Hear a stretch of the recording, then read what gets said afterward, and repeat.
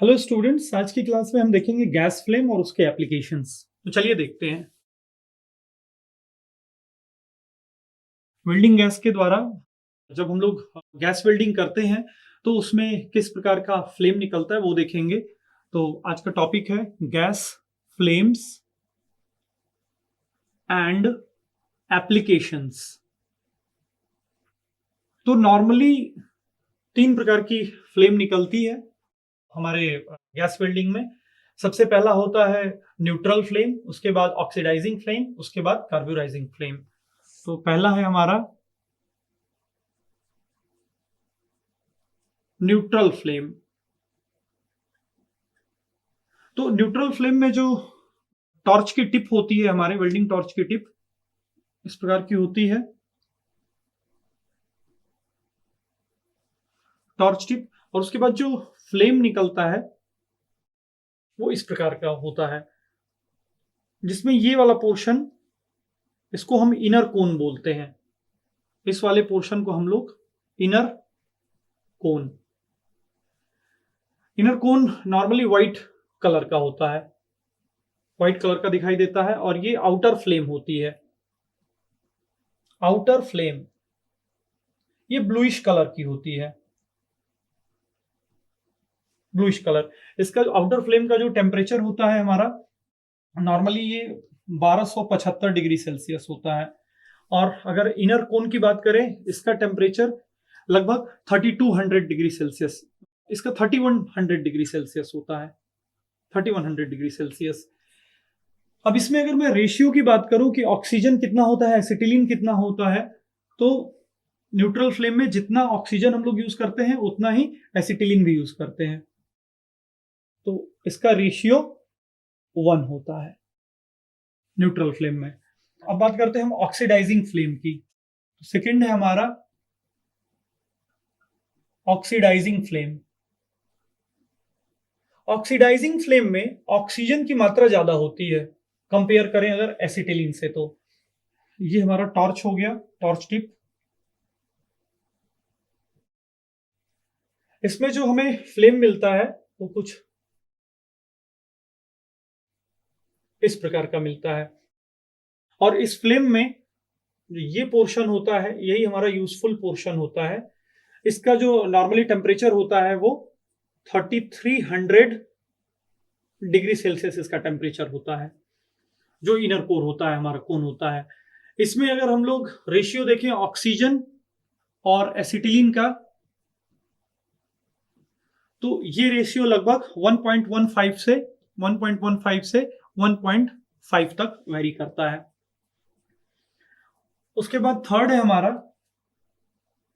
Third flame है हमारा carburising flame. Third flame is carburising flame में एसिटिलीन की मात्रा ज्यादा होती है अगर हम ऑक्सीजन से कंपेयर करें। तो इसमें एक इंटरमीडिएट लेयर भी आता है, इसमें देखते हैं। This is our torch tip. इसमें जो फ्लेम होती है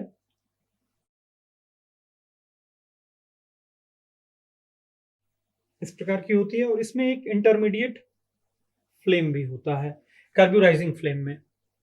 तो जो इनर कोन होता है हमारा, मेनली इसी से हम लोग वेल्डिंग करते हैं। इसका जो टेम्परेचर होता है लगभग वो 2900 डिग्री सेल्सियस होता है, 2900 डिग्री सेल्सियस। कार्ब्यूराइजिंग फ्लेम है, यानी कि एसिटिलीन की मात्रा ज्यादा है, तो इसमें कुछ एसिटिलीन का जो कुछ पोर्शन है वो अनबर्न्ड रहता है, वो पूरी तरह से बर्न नहीं होता है। तो उसे हम लोग यूएच यूबीएचसी बोलते हैं, यूबीएचसी, अनबर्न्ड हाइड्रोकार्बन, अनबर्न्ड हाइड्रोकार्बन, जिसकी वजह से ये हमको एक फ्लेम यहां बीच में दिखाई देता है। इंटरमीडिएट फ्लेम है ये, इसे हम लोग इंटरमीडिएट फ्लेम भी बोलते हैं। This flame is known as intermediate flame. ये इंटरमीडिएट फ्लेम है। अब इसमें अगर हम लोग रेशियो देखें ऑक्सीजन और एसिटिलीन का, तो ऑक्सीजन बाई कार्ब्यूराइजिंग फ्लेम में, ऑक्सीडाइजिंग फ्लेम में हमने देखा कि ऑक्सीजन की मात्रा ज्यादा थी। कार्ब्यूराइजिंग फ्लेम में हम लोग देखेंगे एसिटिलीन की मात्रा ज्यादा होगी, C2H5।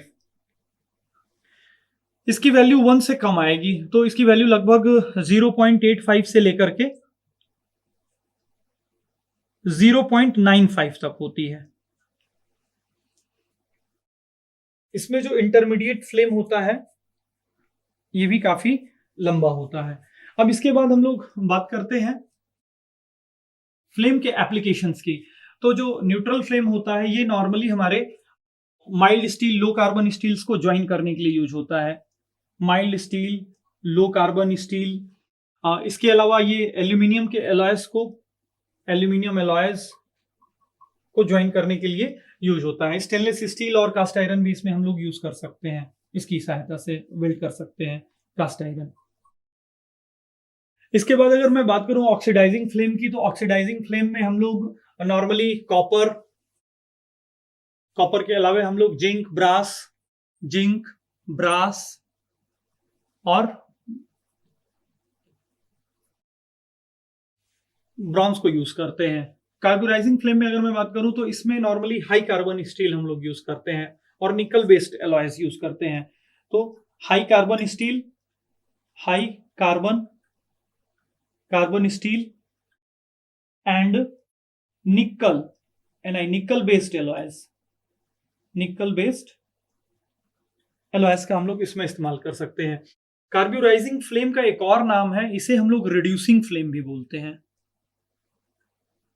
Carburising flame is also known as reducing flame. और ये अनबर्न्ड हाइड्रोकार्बन है, unburned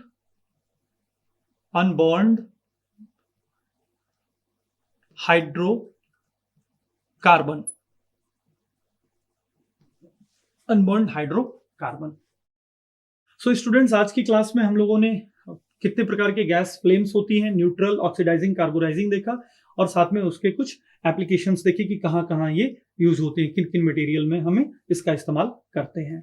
that's all for today's class. Thank you.